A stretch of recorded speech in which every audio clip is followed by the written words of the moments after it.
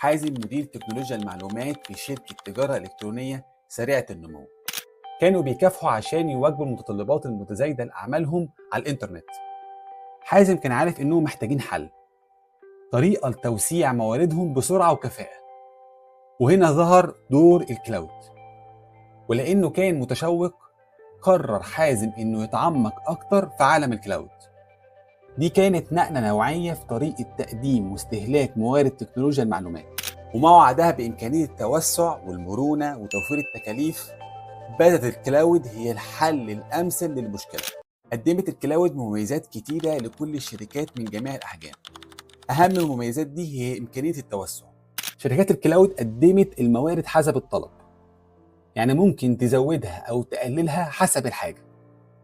وكمان من المميزات الرئيسية كانت المرونة، عشان الكلاود سمحت للشركات إن هي توصل للداتا بتاعتها في تكنولوجيا المعلومات من أي مكان فيه إنترنت. ده سمح للقوى العاملة إن هي تشتغل عن بعد، ووفر مرونة أكبر للاستجابة لاحتياجات العمل المتغيرة. وكمان كان توفير التكاليف دافع رئيسي لاعتماد الكلاود. وعشان نفهم قوة الكلاود خلينا نبص على مثال من أرض الواقع، هي شركة نتفليكس. خدمة البث الشهيرة هي مثال رئيسي للشركات اللي استفادت من الكلاود. بتعتمد نتفليكس بشكل كبير على الكلاود عشان تقدم الخدمات للملايين المشتركين حول العالم من خلال الاستفادة من قابلية التوسع والمرونة في الكلاود. ممكن لنتفليكس التعامل مع ارتفاعات الهائلة في الطلب خلال ساعات الذروة بدون أي انقطاع في الخدمة. مثال تاني مقنع هو اير بي ام بي، سوق الضيافة عبر الإنترنت. اير بي ام بي بتستخدم الكلاود عشان تربط المسافرين بالمضيفين حول العالم. وقدرة الكلاود علشان تتعامل مع كمية البيانات الكبيرة والترانزاكشنز اللي بتحصل جزء كبير من نجاح اير بي ام بي. لما حازم تعمق في الكلاود لقى ان في اكتر من موديل ممكن يختار ما بينهم.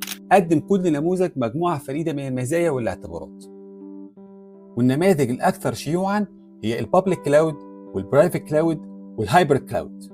البابليك كلاود زي اللي بتقدمها مايكروسوفت اجور وامازون ويب سيرفيسز او AWS وجوجل كلاود بلاتفورم. والشركات ديت بتقدم ريسورسز مشتركة عبر الانترنت.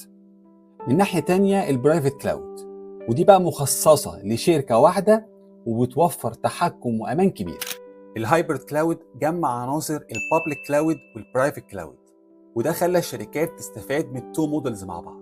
كده بقى واضح ان الكلاود مش مجرد تقدم تكنولوجي، دي حاجة أساسية للشركات اللي عايزة تزدهر في العصر الرقمي اللي احنا عايشين فيه.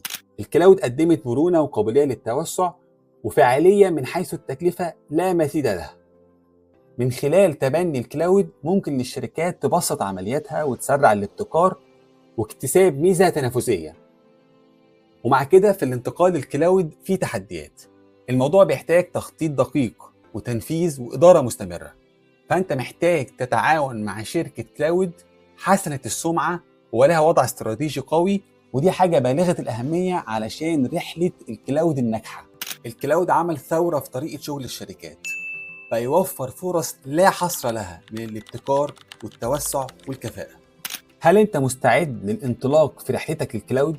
شاركنا أفكارك في الكلاود وما تنساش تتابعنا وتعمل لايك.